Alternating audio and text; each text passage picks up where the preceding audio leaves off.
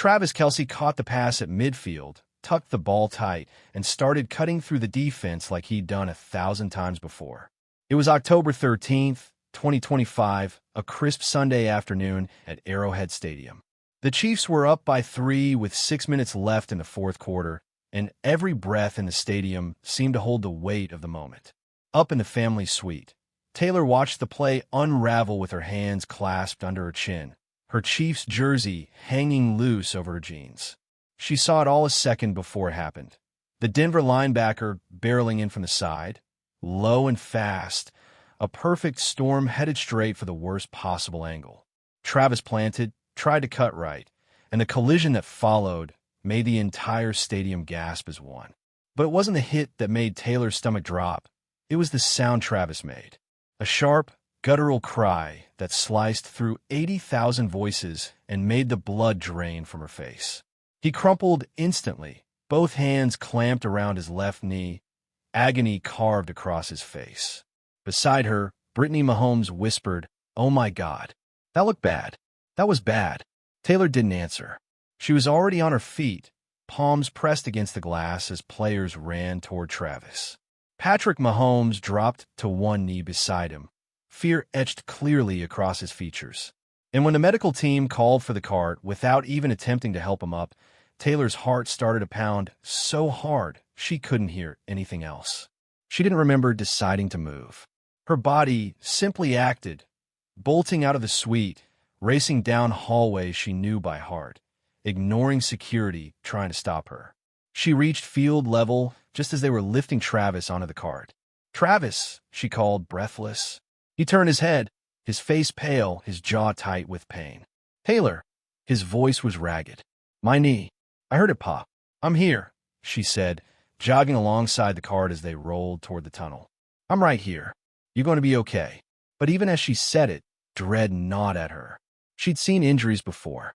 She knew that when a player couldn't put weight on a leg, when they needed a cart, when fear radiated from every inch of their body, it wasn't good. Hours later, in the hospital's fluorescent waiting room, Dr. Morrison delivered the news: a torn MCL and meniscus. Surgery needed. 6 to 8 weeks of recovery, with the first 2 being the most critical. No weight on the leg. No independence. Round-the-clock care. Someone will need to stay with him constantly, the doctor explained. He won't be able to get to the bathroom alone, shower alone, anything. "I'll be there," Donna said immediately. "Mom," Taylor countered softly, "you have your job, and Dad needs you at home." "I'll do it." Donna's eyes sharpened with concern. "Taylor, you have your European tour starting next week." The words hit like a punch. 8 sold-out stadium shows. London, Paris, Vienna. Months of planning, millions in logistics, thousands of people ready to travel. Her band, her dancers, her crew. "I can reschedule," Taylor said, though even she could hear the uncertainty in her voice. 8 massive shows, on a week's notice. Donna shook her head. "The financial fallout alone." "I don't care about the money," Taylor insisted. And she didn't.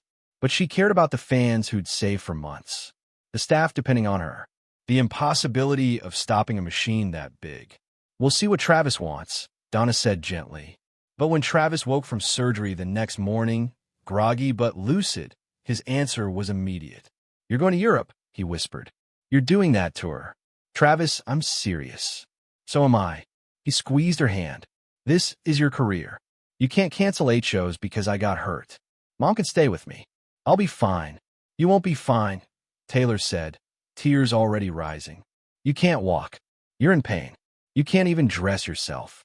And you want me to just leave?" "I want you to do your job," he said softly. "This is what we signed up for." Taylor didn't sleep that first night in the hospital. She sat beside Travis's bed, the rhythmic beep of the monitors keeping time with the worry pounding behind her ribs. Even sedated, Travis looked like he was fighting something, his jaw tight, his breath uneven. Every so often he'd flinch in his sleep, a faint wince that made Taylor's stomach twist. When dawn finally crept through the blinds, she stood to stretch her aching back, but her eyes never left him. The doctor had been clear. The first days would be brutal. Pain, swelling, immobility. All the things Travis hated most.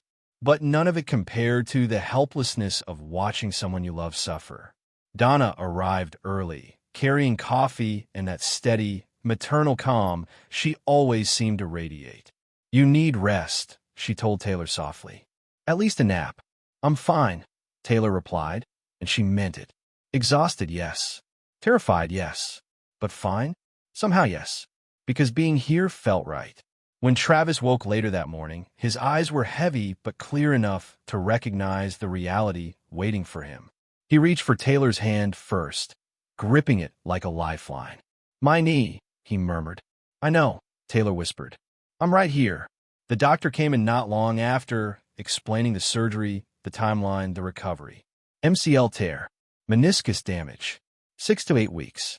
Strict limitations. The words felt clinical, almost too calm for the weight they carried.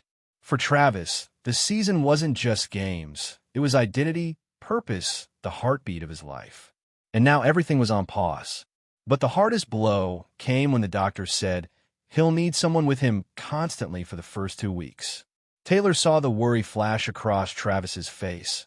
Worry for her, not himself. Donna immediately offered to take time off work. Taylor countered without hesitation.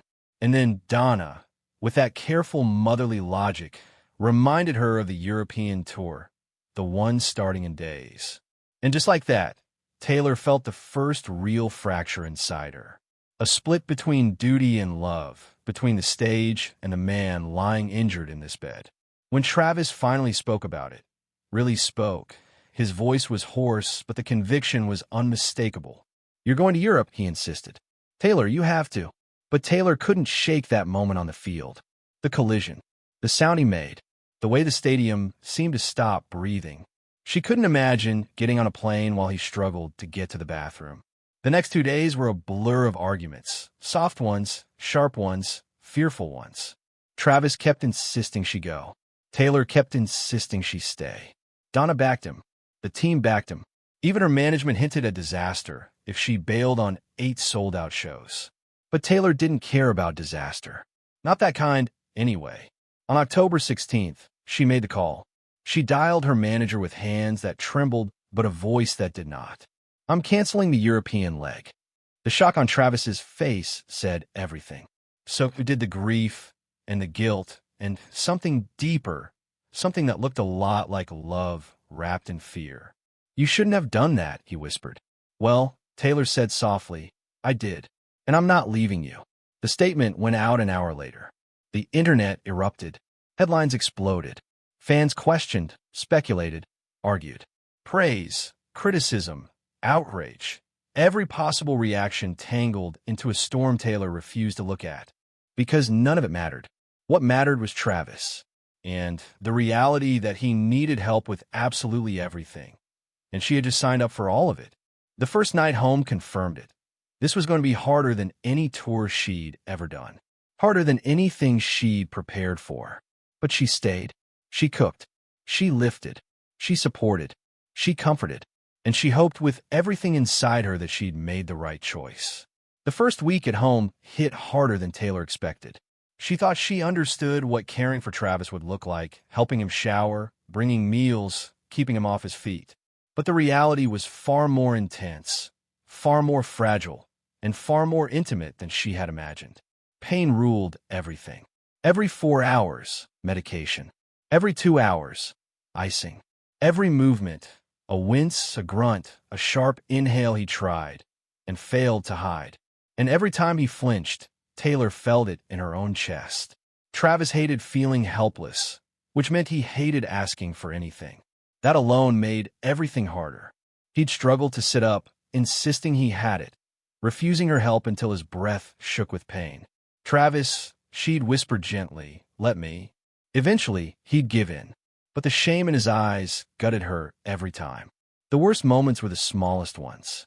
Like when he tried to get to the bathroom on crutches and nearly fell. Taylor barely caught him in time, her arms wrapped around his waist, his weight crashing into her as he tried not to cry out. "Damn it," he hissed through clenched teeth. "I can't even walk." "You will," she whispered. "This is temporary." But even her reassurance couldn't soften the blow to his pride. Travis Kelce, the powerhouse tight end, the unstoppable beast on the field, flinched at standing up. He winced while putting on sweatpants. He needed help lowering himself onto the couch. It hurt him in ways deeper than pain. It hurt her to watch. At night, he barely slept. The throbbing in his knee kept him awake, and Taylor stayed up with him, massaging his calf to keep it from cramping, adjusting the ice machine, whispering soft things to soothe him. "You don't have to do this," he murmured once, exhaustion heavy in his voice. "I want to," she said. "You canceled the tour for this." "I canceled the tour for you." He fell quiet, and in that silence, she felt the weight of his guilt pressing down on him almost as hard as the injury itself. By day 5, the cabin fever hit. Travis hated staying still. He hated feeling trapped. He hated the constant pain. When he tried to shower with her help, balancing on one leg while she steadied him, he nearly passed out. The color drained from his face, sweat poured down his neck, and Taylor had to guide him carefully back to the bed as he whispered, I'm fine, even though he clearly wasn't. Later that afternoon, he snapped. Not at her, never directly at her, but at the situation, at the pain, at his own helplessness. "I should be at practice right now," he muttered, fingers digging into the couch cushion. "I should be with my guys. I shouldn't be." He gestured angrily at the brace, the crutches himself. "This." Taylor moved toward him, but he put a hand up, not to push her away, but because he needed a second to breathe. "I know this kills you," she said softly, "but you don't have to pretend with me. Not here." He let out a shaky laugh. "Pretend? Baby, I'm trying not to lose my damn mind." "You can lose it," she whispered. "Just not alone." That broke something in him. He pulled her into his arms, careful of his knee, burying his face against her shoulder. She held him until his breathing steadied, until the tension in him softened. That night, he finally slept for 3 full hours without waking. A victory they both celebrated quietly. But even with the progress, Donna noticed the exhaustion etched into Taylor's face when she visited. "You're doing too much," Donna warned gently. "You need rest. You're running yourself ragged." "I'm fine," Taylor insisted, though the dark circles under her eyes told a different story. By the end of the week, Taylor was so drained she didn't even hear the first signs. The rising frustration, the tightness in Travis's voice whenever she fussed over him, the guilt simmering beneath the surface. It all came to a head on October 23rd, the day everything exploded. By the 4th week, Taylor had learned the rhythm of recovery, as if it were choreography. Mornings were the hardest, Travis stiff, frustrated, breath hissing through his teeth as he forced his knee to bend a few extra degrees. She learned the difference between the pain he tried to hide and the pain he couldn't. She learned how to wrap the brace faster than some of the trainers. She learned when to crack a joke and when to sit beside him in silence. And Travis learned something too. He wasn't invincible. Before the injury, he had always moved through life like momentum itself. Loud, laughing, unstoppable. But now, the simplest motions humbled him.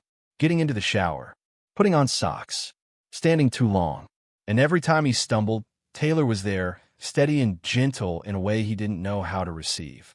It made him love her deeper, but it also scared him more than any hit on the field ever had. One evening, while Kansas City sank into a warm October dusk, Travis tried to get out of the recliner without asking for help. He gritted his teeth, pushing up on his good leg, his jaw locked tight. Taylor watched from the kitchen doorway, instantly sensing it, the stubbornness, the frustration, the need to feel like himself again. "Trav, wait." He jerked forward too quickly. His knee buckled. He caught himself on the table with a sharp gasp. Taylor dropped everything and rushed him. "Why would you do that? You could have hurt yourself." "I'm fine," he snapped, too fast, too harsh. "I don't need to be babysat."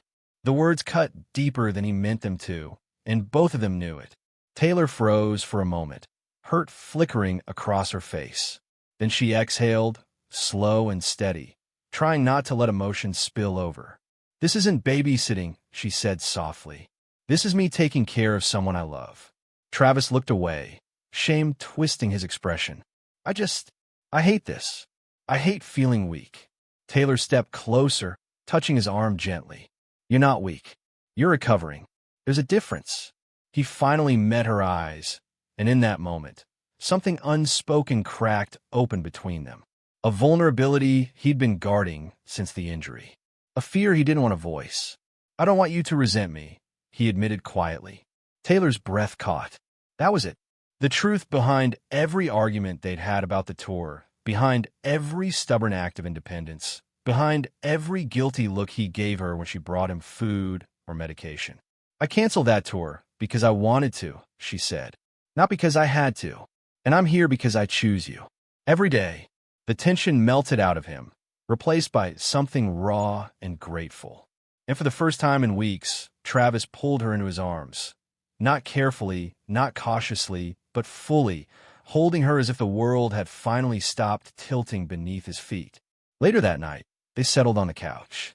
Travis stretched his leg, grimacing, while Taylor curled into his side, scrolling through fan theories that somehow managed to be both hilarious and wildly incorrect. "Half the internet thinks we broke up," she laughed. "And the other half thinks we secretly got married," he added. "Honestly, both groups need a hobby." Travis chuckled, his arm tightening around her. "Let him talk. I don't care what anybody thinks as long as you're right here." For the first time since the injury, Taylor allowed herself to believe that maybe things were stabilizing. Not perfect, not easy, but steady. A new rhythm that didn't scare her anymore. And yet, just as peace settled between them, life had a way of reminding Taylor Swift that calm never lasted long. Because upstairs, in the quiet of the spare bedroom, her phone buzzed with a message she hadn't opened yet. A message from her manager. A reminder that choosing love always came with consequences. Big ones. And the storm she had been avoiding was finally catching up to her. Taylor didn't open the message from her manager that night, or the next morning, or the morning after that. She saw the previews. "We need to discuss Europe. There are contractual implications. Please call me back, Tay." But she swiped them away, pretending they didn't exist. But trouble doesn't disappear when ignored. It waits. It grows teeth. On the morning of November 2nd, trouble came knocking in the form of a FaceTime call from her management team. 3 people in a conference room, faces tight, voices rehearsed. Taylor answered while sitting on the edge of the couch, Travis asleep in the recliner beside her. "Taylor," her manager began, "we need to talk about the cancellation." Her stomach sank. "All right, talk." The conversation stretched for nearly an hour. Legal consequences, financial penalties, venue losses, team frustration, thousands of fans demanding answers, millions of dollars evaporating. And then, gently, carefully, but unmistakably, they brought up Travis. Optically, one of them said, choosing each word like they were stepping through glass. "People are assuming you did this for personal reasons." Taylor almost laughed. Assuming? The whole world knew, and yet she felt her spine stiffen. "I don't care what people assume. We're not talking about gossip blogs," another voice reminded her. "We're talking about contracts, your reputation, your reliability in major markets. And, Taylor, listen to me. Your safety as an artist. You cannot keep making decisions like this." Her jaw tightened. Like what? Like sacrificing everything for a relationship. That one sentence burned through the speaker, hit her chest, and lodged there like a splinter. She ended the call politely, but inside she felt something shaking, like a pressure building behind a door she'd been forcing shut. When she turned, Travis was awake. He had heard enough. The look on his face gutted her. He whispered, voice low with guilt. "They're right." She froze. "Don't say that. You gave up a whole tour because of me. A tour people paid for, planned for, waited for. That's on me." "No," Taylor insisted. "It's on me. I made that choice. Not you." Travis shook his head, frustrated and hurting in a way she couldn't treat with ice or medication. "You put your life on pause to help me get out of a damn chair. That isn't fair." "It's love," she said. "It's too much," he countered. The words hit her harder than she expected. Too much. As if loving him, really loving him, was a burden. An imbalance he didn't know how to hold. She swallowed. "Do you want me to leave?" "God, no," he exhaled. "But I don't want to be the reason you lose everything you worked for." Taylor sat beside him, taking his hand. Her voice trembled, not from weakness, but from the weight of truth. I lose myself on stage, she said. But I find myself here. With you. Travis stared at her, conflicted, torn between gratitude and guilt. I don't want you to resent me. I won't. Not now, he murmured. But one day, when you see the fallout, when you look at the numbers, when you hear the criticism, what then? Taylor didn't answer. Couldn't answer. Because she didn't know. And silence in love is sometimes louder than words. That afternoon, they barely spoke. Travis iced his knee in the living room while Taylor sat upstairs in the music room, staring at a blank notebook. Not writing, not humming, just thinking. For the first time since the injury, she felt the crack between their worlds widening. His world, pain, rehab, helplessness. Her world, contracts, expectations, armies of people depending on her. Worlds that loved each other but didn't always fit. That evening, Taylor came downstairs to make dinner. Travis tried to help. He stood too fast, shifted wrong, and pain shot through his knee with a sharp grunt. He grabbed the counter. Hard. Taylor lunged toward him, panic flaring. Travis, I'm fine, he snapped again. But this time, the anger wasn't at her. It was at himself. Taylor froze. He froze. The whole kitchen seemed to freeze with them. Then, quietly, miserably, Travis whispered, I hate that I need you for everything. Taylor's heart ached. I don't mind being needed. But I do, he said. And for the first time, Taylor felt something she had been fighting for weeks. Fear. Fear that love wasn't enough. Fear that she couldn't be in two places at once. Fear that the decision she made out of devotion was becoming a shadow over them both. That night, they slept in the same bed but felt an ocean between them, and neither knew how to bridge it.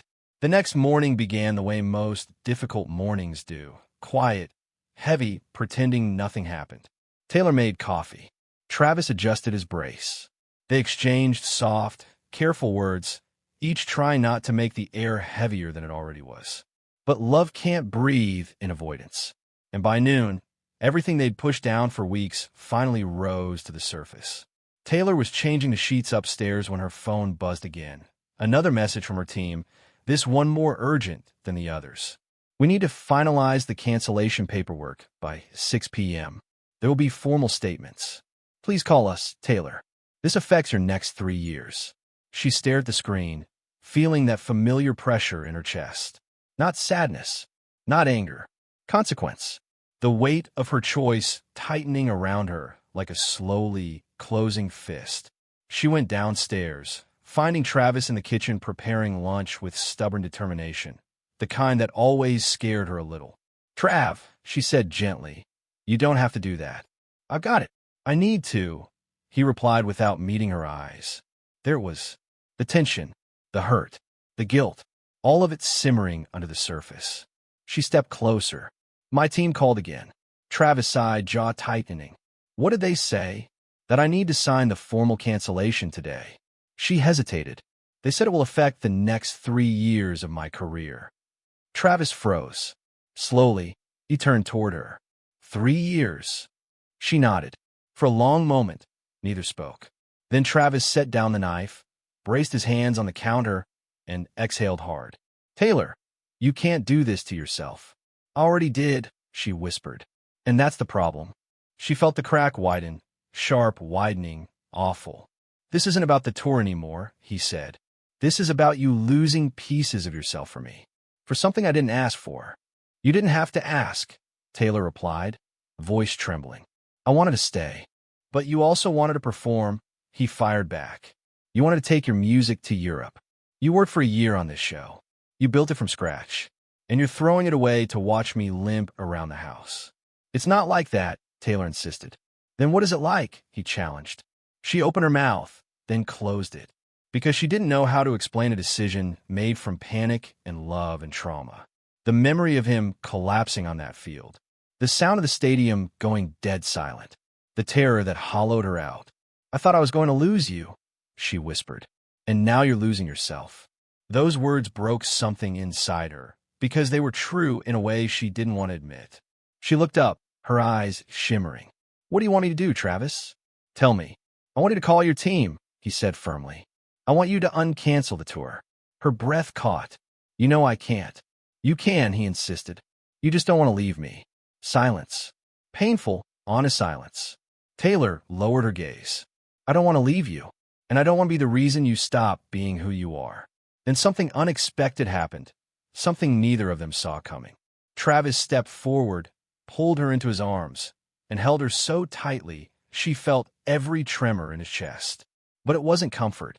It was goodbye to the way things had been. Hey, he murmured into her hair, you have to go back to being you. I need to go back to figuring out how to stand on my own 2 feet. Literally. She pressed her face against his shoulder, tears slipping through her lashes. I don't want distance between us. There doesn't have to be distance, he said softly. Just balance.